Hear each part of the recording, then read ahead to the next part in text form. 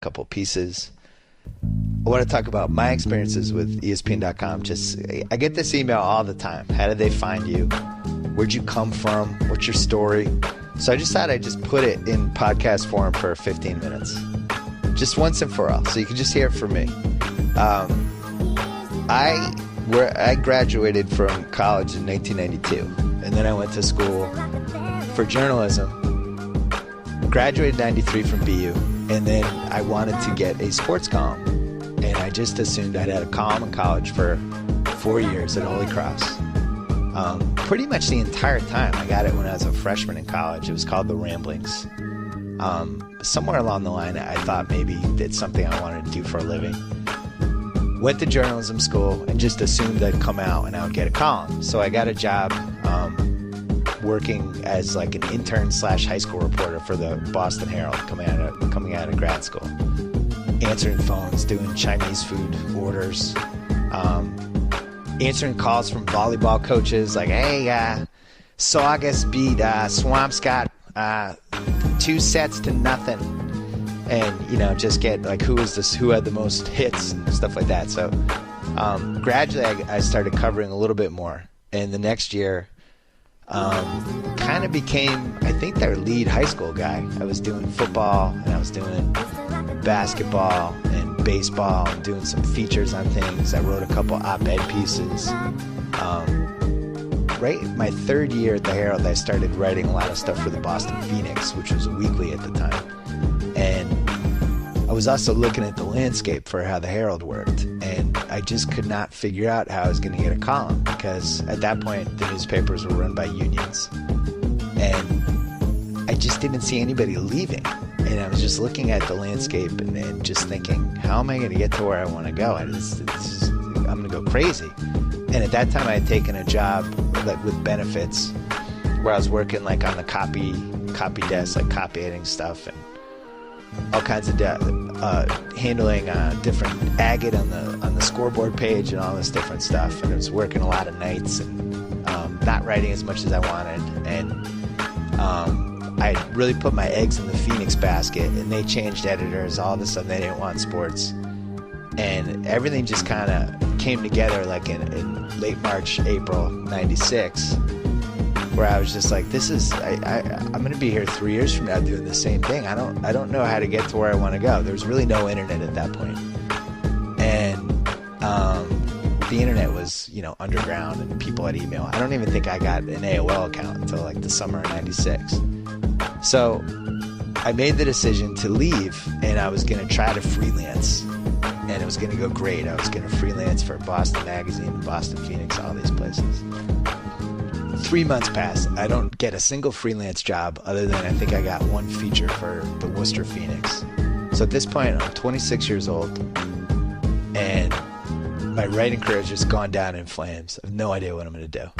So I start bartending because I need to make money, because I have an apartment in Charlestown. I need to pay the rent somehow. And I'm getting too old to ask my mom for money. And basically bartended for the next year, and I didn't really write anything. I created this stupid TV show, and I wrote a bunch of episodes for it. I had no idea what I was doing. I was writing the episodes in Microsoft Word. It's got to be terrible. I'm afraid to look at it. And was bartending. I was getting up at 1 in the afternoon every day. I was staying up till 3, 4 in the morning. I was hanging out with all people who worked in different bars and just going out and just being a putz. And at some point, I realized that, I wasn't ready to give up the writing thing yet. And there was a site in AOL called Digital City Boston. AOL had broken out all of the cities into digital newspapers.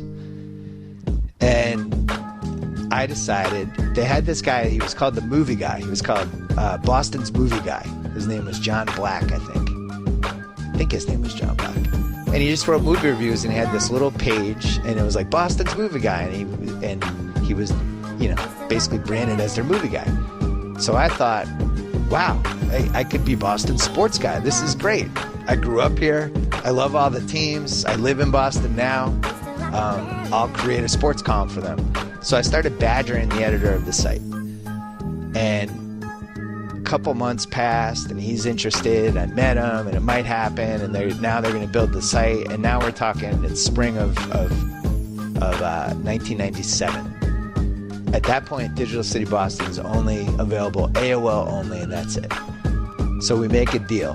He's going to give me a chance for 3 months, and I'm going to make $50 a week for 3 months, which I didn't care because I already had a side. Was making enough money working at the restaurant, and I was like, I'll do anything for a chance. Another month passes. Are they going to build the site? What's going on? I'm badgering. Finally, in May, the site is ready. And I had this whole plan for all the stuff I want to write. And my idea at the time was if I'm going to go down in flames, I'm going to go down in flames like me. I'm not going to try to write like a traditional newspaper columnist. I'm going to try to write from a fan's perspective. I'm going to write about the stuff my buddies and I talk about. I knew I wanted to do a mailbag because I wanted to, David Letterman was a huge idol of mine growing up. And I knew I could, I knew there was some way to involve readers, much like Letterman used to involve his viewers, kind of bounce off the readers and in my head I was like, they'll send me emails and I'll use them and then I'll write funny responses. So I had that. I knew I had the ramblings, which now has basically turned into Twitter, but at the time was like a one-liner column, which I used to love. Mike Lupica used to do those in the Daily News in the 80s, and I always was, I'll write a one-liner column. I knew I wanted to do NFL picks because I grew up, I loved Pete Axtell, who wrote a gambling column for Inside Sports. And at the time, somebody in the Globe had an NFL picks column where they just picked every game. I can't remember who. It wasn't very good. And I thought I could do better than that guy. And then I knew I wanted to write a lot about NBA because I loved the NBA. I'd be going to games. And I knew I was going to write about the Boston teams. And I knew I was going to write a ton of pop culture. So I had this whole plan. My first column was about the Celtics, who had just, I think, lost the Duncan lottery. And it was basically like a behind-the-scenes dialogue piece with the Celtics. It didn't go. It wasn't very good. And I think so I started writing more and more. And I remember the NBA Finals were that year. It was the year MJ beat Karl Malone. And I had a lot of columns. I was calling Malone the mail fraud. It was not a lot different than what I was doing now, or what I would do now. So by the summer, I kind of got my feel for it, and I remember that summer I wrote a piece about the 30 worst sports movies ever, and they ended up putting it on the AOL main page, and all of a sudden I got a lot of traffic for it. And at that time, it was still AOL only. So it kind of, eventually I kind of figured out what I was doing, and they gave me a different contract, and at some point it was like they gave me a year-long contract, I think like in summer 98. But for the first 18 months, I was doing the site, and I was also doing all the stuff I was doing at the restaurant. And I think actually in the fall of 97, we had an NFL picks contest, and it was I picked 9 people to go against me in NFL picks for that year. I would make the picks. I wrote my picks column. Then we had this separate piece with 9 other people making the picks, and the winner got something. I can't remember. 2 of the people in that picks contest ended up getting married. Another person in there was a 15-year-old kid who was really funny named Jamie Agin, who we became friends. He became one of the best people in my mailbag. And when he graduated college, he became my first intern at ESPN.com, and then eventually moved out to LA because I introduced him to Jimmy Kimmel and got a job there. So it's just kind of funny, all this different stuff that happened for that one picks contest. But in the summer of 98, the Boston Globe wrote a piece about the site and about me. This guy, Howard Manley, wrote a piece. And it was the first kind of big break I'd gotten, where it was like somebody had noticed the site. And at that point, I was pretty hard on the media people, because that's what you do when you're, when nobody sees you. You always take shots at everybody who's doing better than you. So I was doing a lot of that too. And part of his piece was about like me going after WEI, which was the local radio station, which was terrible and is still terrible. Me taking a lot of shots at them. And so the piece was about that.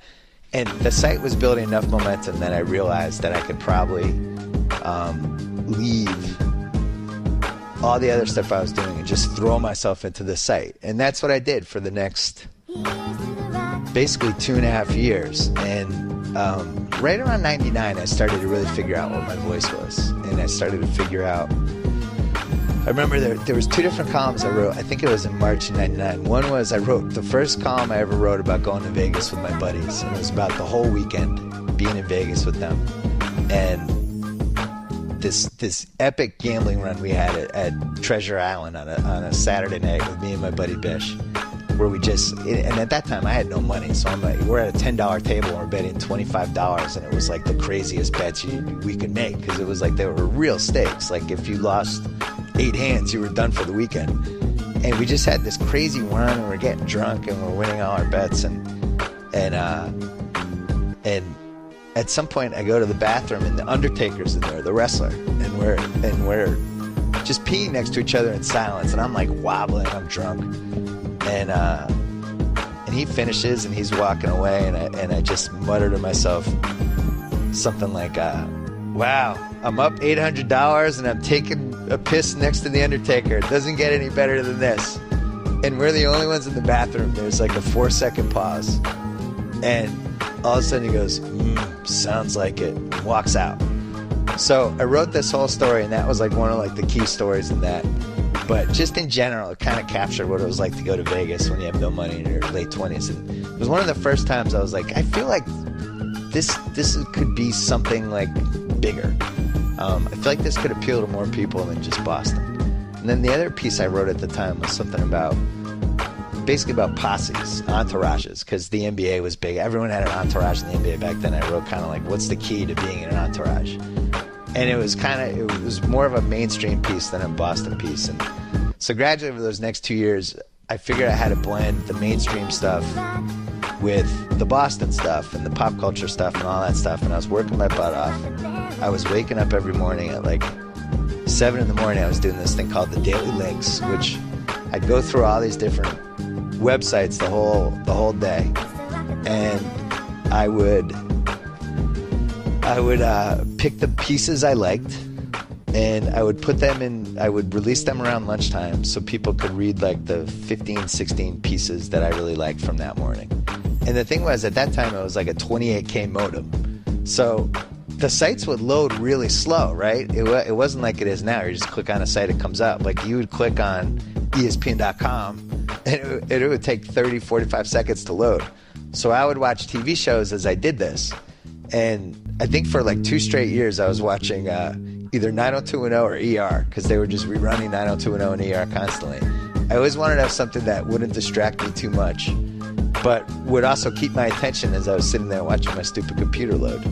So I would just watch the 90210 cycles. They would take like 6 months to finish, or 4 months, whatever it was. And then it would start over again. They were like juniors in high school, and I would just rewatch that again. Same thing with ER. They would just rerun them. And that's what my life was like. I would all day I would do those links in the morning. I would go to lunch. I would get a big coffee, and I would go to Sorrell's Pizza in Charlestown. I would come back, and I would try to write my column as fast as possible. And I'd write 3 or 4 columns a week at that time. And that's all I did, all week, every week, Monday through Friday. It was just working just everything I could to do it, trying to get noticed. And in 2000, ESPN.com launched Page 2, and they were talking about how it's going to be not just sports, but pop culture too. And they had Hunter, and they had Ralph Wiley, and they had Halberstam, and a couple other people. And they had never asked me or approached me or anything.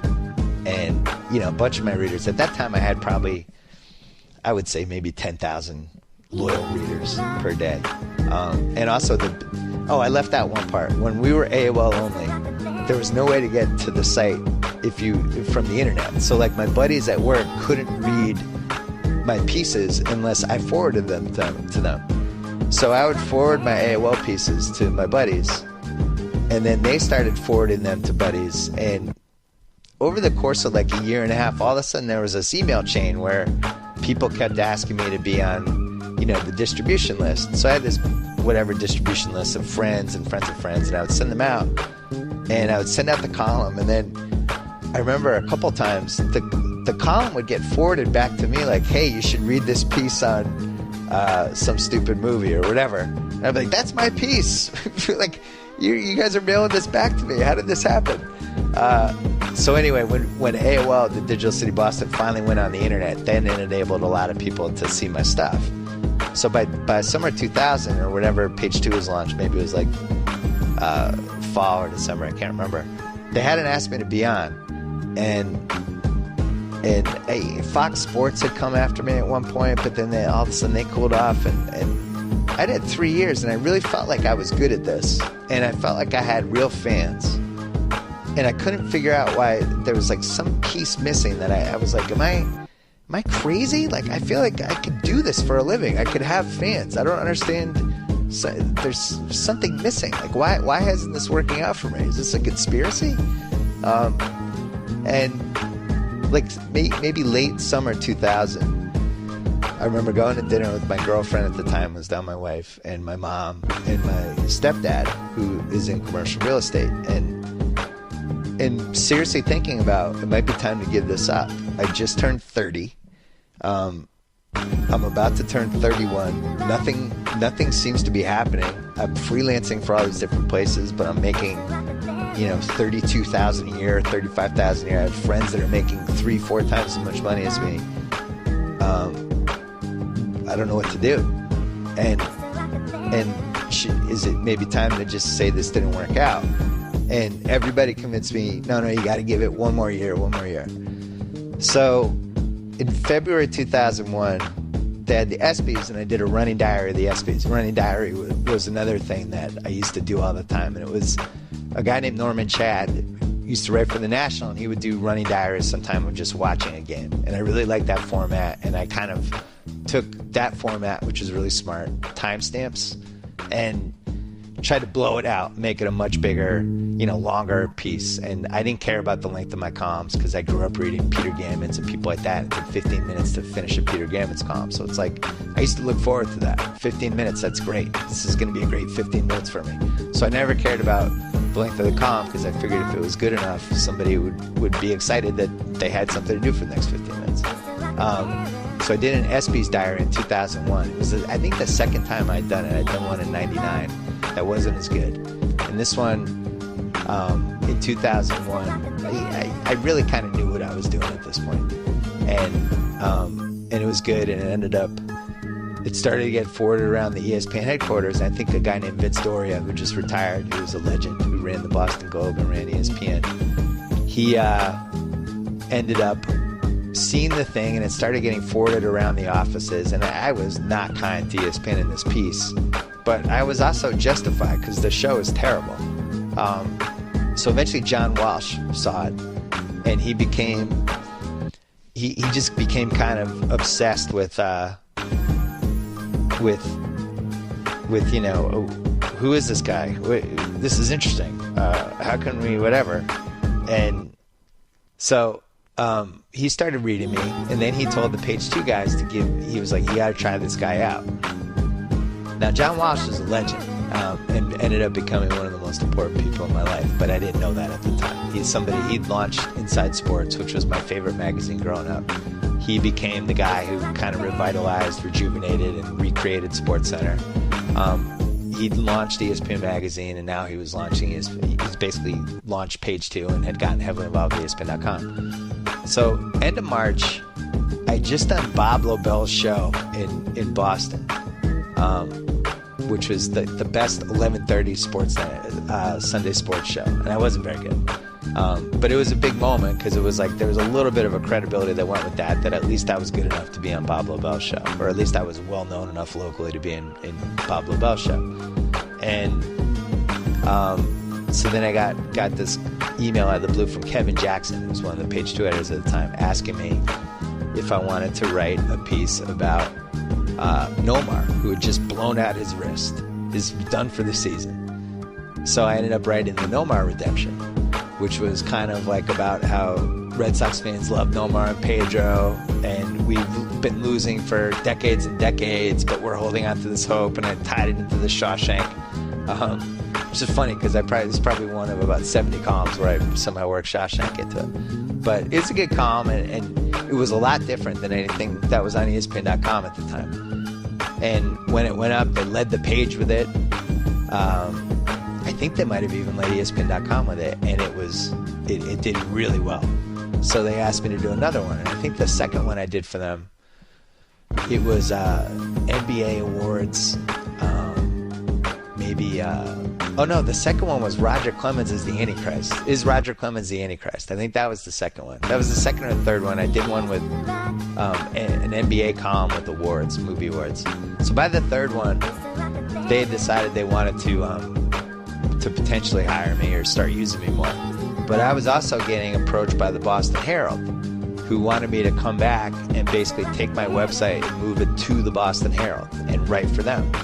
And they gave me an offer, and it was benefits, and it was, and I was like, well, I have to do this. Like now, at that point, I was engaged, and I was ready. I'd kind of taken the site as far as I could go. The digital cities had fallen apart, and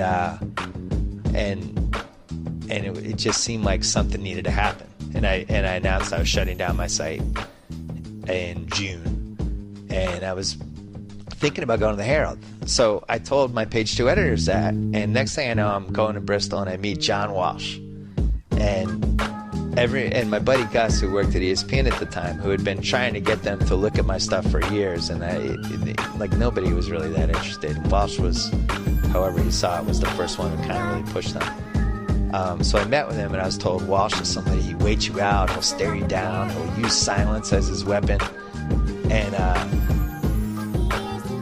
I met him and just started talking about inside sports, and we just hit it off. And he's like, look, we want you here. We love what you do. And we want to give you a column on page 2, 3 times a week.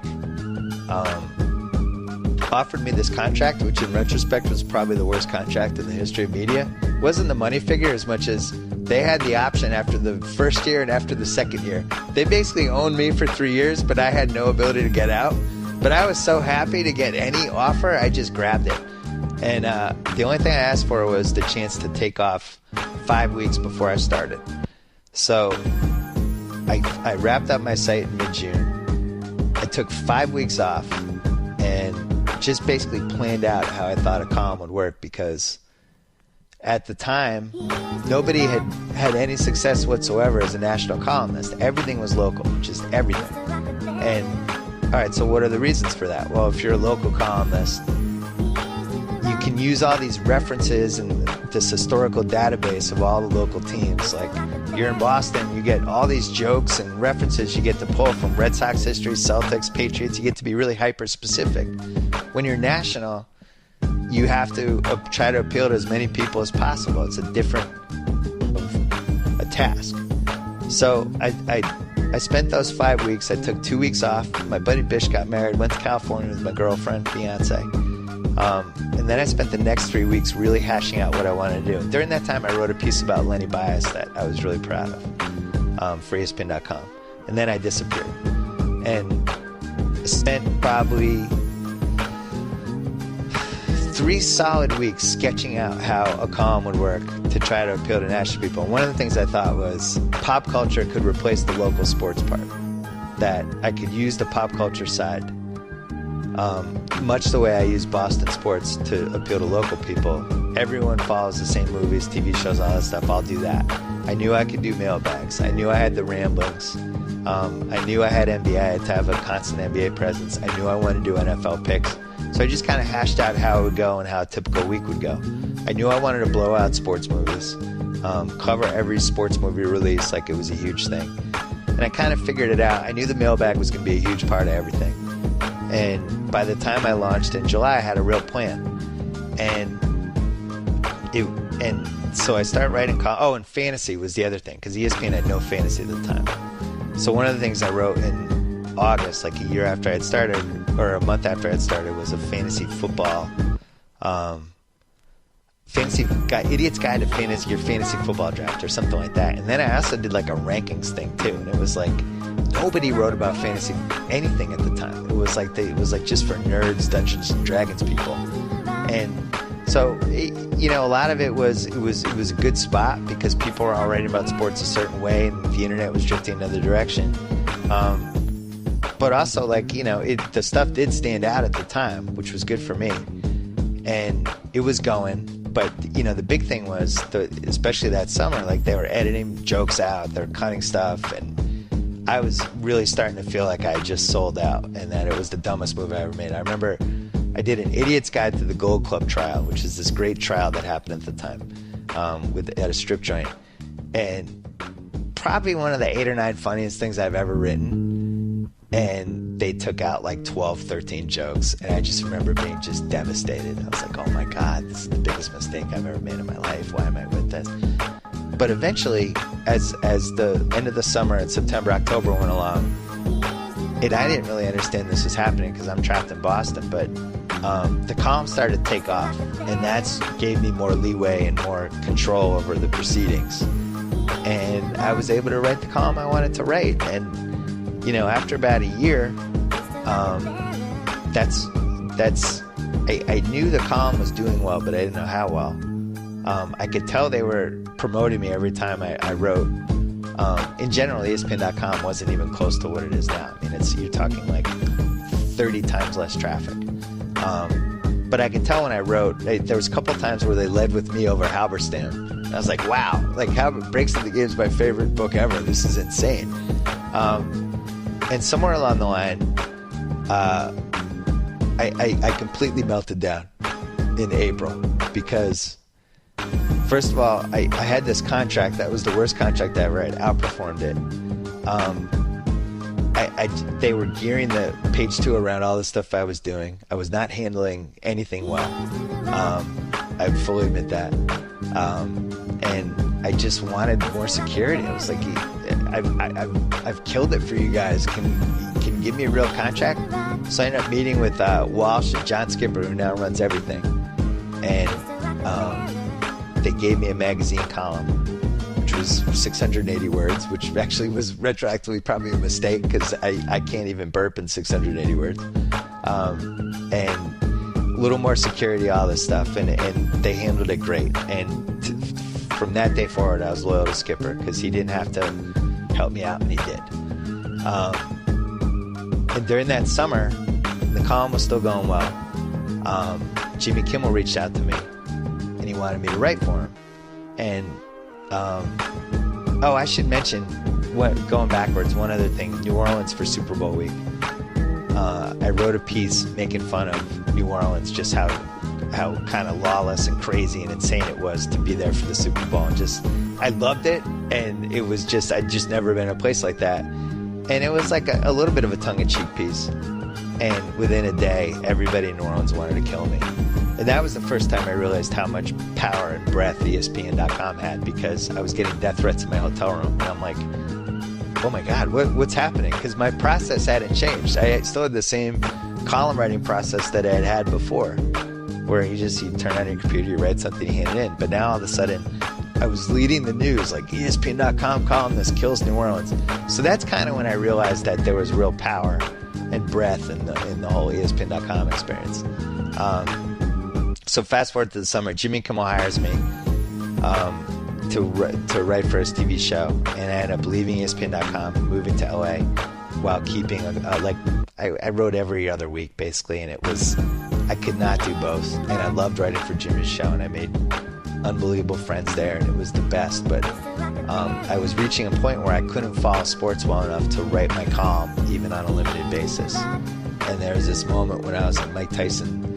We went with Mike Tyson in Harlem to he was feeding his pigeons. We were filming a piece for him because he was hosting the show for a week with Jimmy back when we had guest hosts. And I was on the roof with Mike Tyson, and we were shooting it for a video, but I really wanted to be writing a column about it. And I was thinking about it as a writer, not as a TV person. That's when I realized I needed to go back to my column. I felt like I had unfinished business with it. And looking back, one of the reasons I probably went to Jimmy's show is I was just burned out on the column. I'd been doing it day in, day out for 5 years, and I think I just got a little burned out. So ended up in April of 2004, went back to ESPN.com full time. Stayed very close with Jimmy and a whole bunch of other people. It was what I was meant to do. I felt like was write that column. And at that point, ESPN.com was really starting to take off. And the Red Sox in 2004, that's when they had their little run. And everything snowballed in September and October that year when the Red Sox, they made the playoffs, they beat the Angels. Now they're down 3-0 to the Yankees. They lose one. Now we have Game 4, Game 5, the greatest 2-day life experience I think I've ever had from sports, where they fight back with the Dave Roberts game. Then the next day they come back again, over and over again, and 25 innings over 2 days, and just incredible. And we fend off the Yankees at Fenway Park, and it was amazing. And leave that place at like 12:30. I go to have one beer before I go to try to write about what I just saw. And I'm running an old friend from Holy Cross, and we're just talking about how amazing it was. Go back to my dad's house in Beacon Hill, and I remember I got a giant coffee, and I got a big thing of Sour Patch Kids, and it was like 1 a.m, and I just started writing, and I think I handed it that one at like 5:30. It's probably my favorite column I ever wrote, just because I was so drained emotionally from everything, and I just didn't have. My tank was on E. My brain wasn't even working, and somehow I wrote about everything. And went up the next day, and I talked to the editor-in-chief, John Papinick, at the time, and I was like, I'm just burned out. I don't know if I can write a Game 6 column. Like I'm literally fried. I got nothing left. And he gave me this great speech about, our site's taken off. This is the first time the internet has really become, a truly important part of the sports fan experience. Like we are right there with everything. People around the country are reading what you're writing about the Red Sox, and you got to suck it up. Like this is something you probably would have killed for 7-8 years ago, and I was like, you're right. You got to suck it up. This is like, I've been waiting my whole life for this.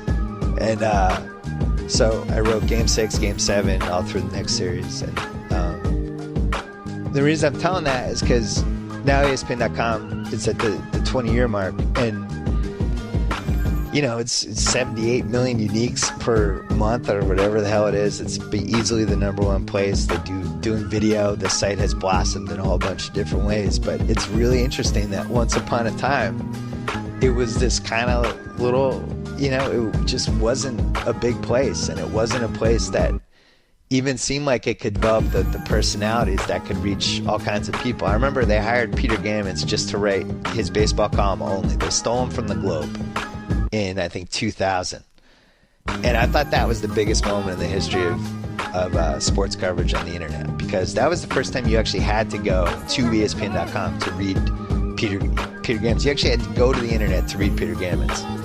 And that, to me, was the all-time game changer, because once they got him, and once people like my dad had to figure out how to get to ESPN.com, that changed everything. And there's some other stuff that happened, right? People could forward hyperlinks. People didn't know how to do that in the late 90s. People would just copy-paste columns, and people didn't know what a hyperlink was. Now people know how to share content. Social media, I think, in 2009 really changed the game in a lot of ways, with how people can see your stuff. But in the late 90s and early 2000s, it was really about trying to stand out from other people and figure out ways to get people to come to you and keep coming. And I think ESPN.com, the brand was a part of it, but you had some really smart people there at the time that figured out all these different ways that the site should and could stand out, could and should stand out. And, to see where it's gone now, to think that it's been 20 years is in a lot of ways, it feels like 50 or 60. And in some ways, it does, like stuff like me being up at 5:30 in the morning writing that column, like that, it feels like it was a month ago. But it's certainly the place that gave me a chance. And I worked with some great people along the way: Jay Levenger, Kevin Jackson, Mike Philbrick, John Papinick, obviously Walsh and Skipper, Rob King, on and on down, David Schoenfeld, who edited my column for a big chunk of the mid-2000s, and so on and so on. And I definitely got better as a writer and as a thinker, just from working for these guys. And I look at like some of the stuff I did in 2001, 2002. I didn't really know what I was doing. I kind of, by about 2008, 2009, I really kind of figured out what I was doing. And it was a decade long of just trial and error, trying to figure out stuff. But the reason I'm telling that story is because, first of all, everybody asked me like how I ended up here. But also, you know, I really did almost quit twice. I almost quit in 96 and I almost quit in 2000. Like I literally almost gave up. So, you know, I always get emails from people who, you know, are writers who are trying to figure out what to do with their life, or, you know, they're hoping for some break or whatever. And there's really no way to help anybody. There's no magic sentence to tell somebody. But, you know, because really it comes down to, are you willing to outwork everybody else? Are you willing to do whatever it takes to get a chance? And if you get that chance, how hard are you going to work once you get it? And that's it. There's no magic comment other than that. It's like you just have to work harder than everybody else. You read any story about anyone who did well, and I guarantee at some point in there it's something about outworking people. And for me, I almost quit twice. I easily could have. I probably should have. And then when I got to ESPN.com finally, that was it. Like I knew that was my chance, and I was going to work my ass off, and I worked so hard that I probably got burned out. I mean, I was writing 10,000 words a week, every week, for a month straight, or for a year straight, and on top of my own site, and I just got kind of burned out. So, you know, that's my story. ESPN.com, 20 years. The most important person that whole time was John Walsh, because and we had a lot of battles along the way, and I want to have him on a podcast at some point to talk about it. But in a lot of ways, he was my creative conscience, and we didn't always agree. But I always respected his opinion. He always respected where I was coming from, and there's no question that that my career wouldn't have gone the way it did if it wasn't for him.